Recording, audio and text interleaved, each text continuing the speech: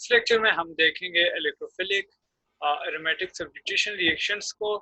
तो electrophilic substitution reactions कौन से रिएक्शंस होते हैं कि जिसमें हाइड्रोजन ऑफ ऐसे रिएक्शन जिसमें hydrogen of aromatic ring replace कर दिया जाता है किसी इलेक्ट्रोफाइल से, तो ऐसे रिएक्शंस को हम क्या कहेंगे? इलेक्ट्रोफिलिक एरोमेटिक सब्स्टिट्यूशन रिएक्शन कहेंगे। लेट्स सपोज हमारे पास जो है वो बेंजीन रिंग है, ठीक है। तो इसका जब एक हाइड्रोजन रिप्लेस कर दिया जाए किसी भी इलेक्ट्रोफाइल के साथ, ठीक है, इसके हाइड्रोजन है,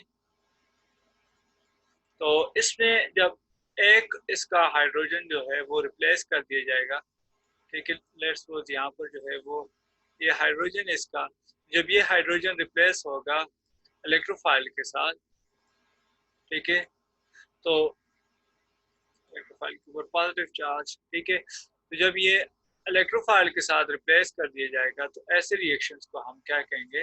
इलेक्ट्रोफिलिक एरोमेटिक सब्स्टिट्यूशन रिएक्शन। तो ये आपके पास प्रोडक्ट में इस तरह से कि हाइड्रोजन की जगह यहाँ पर जो है वो इलेक्ट्रोफाइल आकर अटैच हो जाए, ठीक है। बाकी जो है वो हाइड्रोजन इसी तरह से बेंजीन के साथ जो है वो अटैच है। तो इस तरह के रिएक्शंस को हम क्या कहेंगे? इलेक्ट्रोफिलिक एरोमेटिक सब्स्टिट्यूशन रिएक्शन कहेंगे। अब जो है इसके स्टेप्स की तरफ आते हैं कि ये इसके मैकेनिज्म की तरफ आते हैं कि किस तरह से इलेक्ट्रोफिलिक सब्स्टिट्यूशन रिएक्शन होंगे, ठीक है। तो जनरली हम जो है वो उनको 3 स्टेप में डिवाइड कर सकते हैं, ठीक है। इसमें जो पहला स्टेप होगा उसमें ये होगा कि अगर हम स्टेप 1 की तरफ आए तो स्टेप 1 क्या है? फॉर्मेशन ऑफ इलेक्ट्रोफाइल, ठीक है। तो आपके पास जो रिएजेंट होंगे, ठीक है, जो आप रिएक्शन में जिनको यूज करेंगे, तो जनरली ये होगा कि आपके पास इलेक्ट्रोफाइल और न्यूक्लियोफाइल होंगे, ठीक है। ऐसा रिएजेंट होगा जिसके ऊपर नेगेटिव पोर्शन भी होगा, पॉजिटिव पोर्शन भी होगा, और इसको आप जो है कैटलिस्ट के साथ यूज करेंगे, ठीक है। तो कैटलिस्ट का क्या काम होगा? कैटलिस्ट का काम ये होगा कि इलेक्ट्रोफाइल की फॉर्मेशन में ये हेल्प करेंगे, ठीक है। तो कैटलिस्ट जो है वो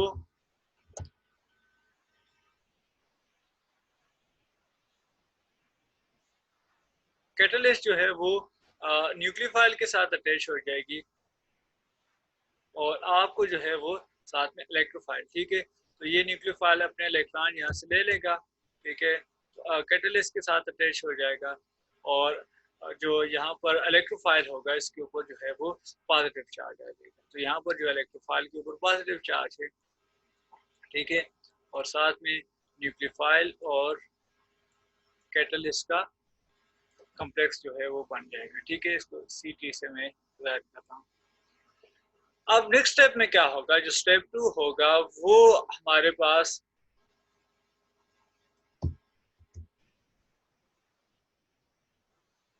ठीक है।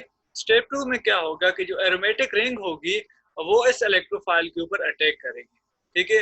Let's suppose in case benzene की अगर हम बात करें, तो बेंजीन की अगर हम बात करेंगे तो बेंजीन जो है इसके पास चूंकि आपको पता है पाई इलेक्ट्रॉन्स होते हैं, तो ये जो है वो रिएक्टिव होंगे, तो ये रिएक्शन करेंगे,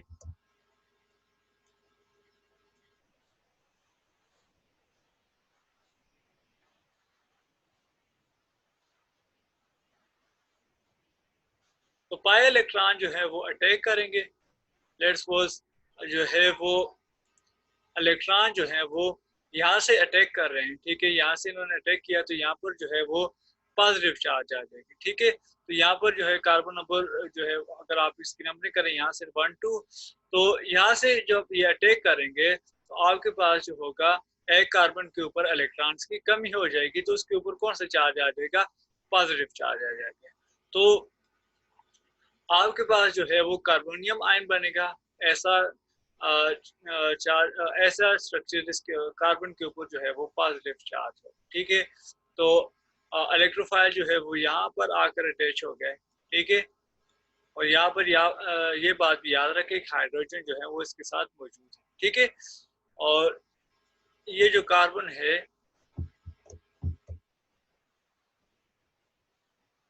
ठीक है, क्योंकि यहाँ से जो है वो 2 इलेक्ट्रॉन ने अटैक किया था, ठीक है, तो यहाँ पर लेट्स सपोज ये एक इलेक्ट्रॉन और ये दूसरा था, तो चूंकि यहाँ से इलेक्ट्रॉन गया है तो इधर क्या चार्ज आ जाएगा, पॉजिटिव चार्ज आएगा। ठीक है, अब ये जो पॉजिटिव चार्ज है इस ये क्या होगा, डीलोकलाइज होगा ओवर द रिंग।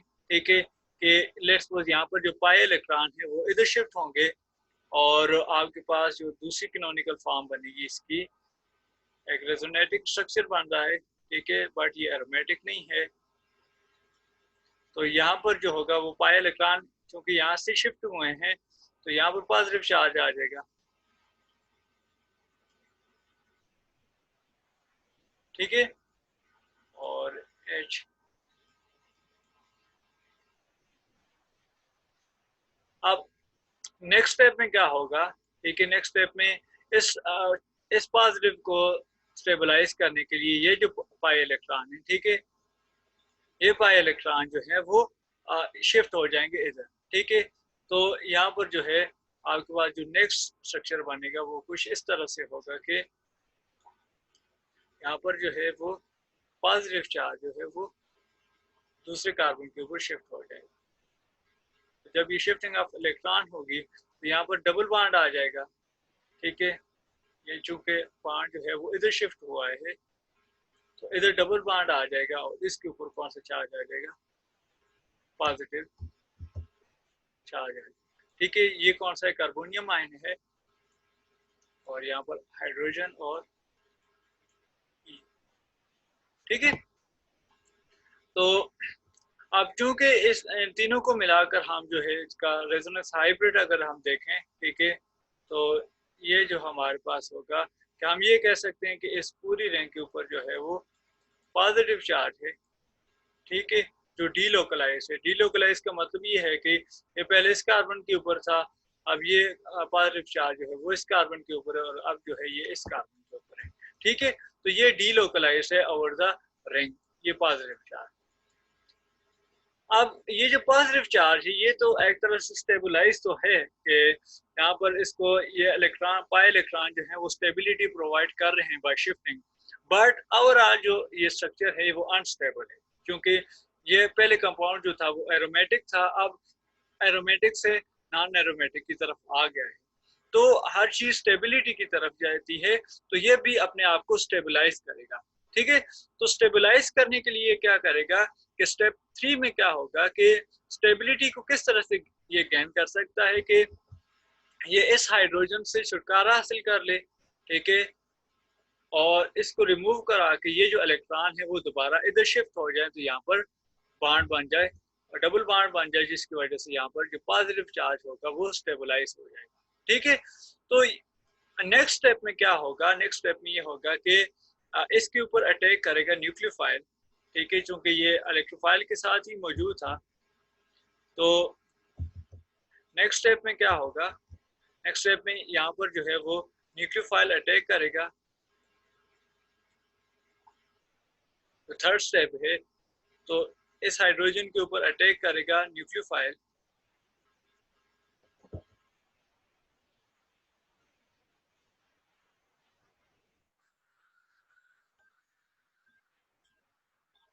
ठीक है, तो ये न्यूक्लियोफाइल इस हाइड्रोजन को अटैक करेगा और यहाँ पर जो हाइड्रोजन के इलेक्ट्रॉन्स हैं, ठीक है, यहाँ पर जो हाइड्रोजन के इलेक्ट्रॉन्स हैं वो इस पॉजिटिव जो है यहाँ पर 2 इलेक्ट्रॉन है तो ये इलेक्ट्रॉन जो है वो इधर शिफ्ट होकर क्या बना लेंगे, डबल बॉन्ड बना लेंगे।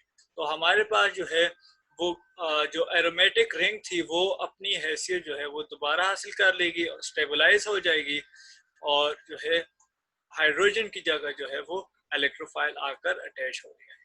ठीक है, तो इस तरह से जो है वो हाइड्रोजन को रिप्लेस करता है कोई भी इलेक्ट्रोफाइल। ठीक है, तो 3 स्टेप में होता है ये रिएक्शन।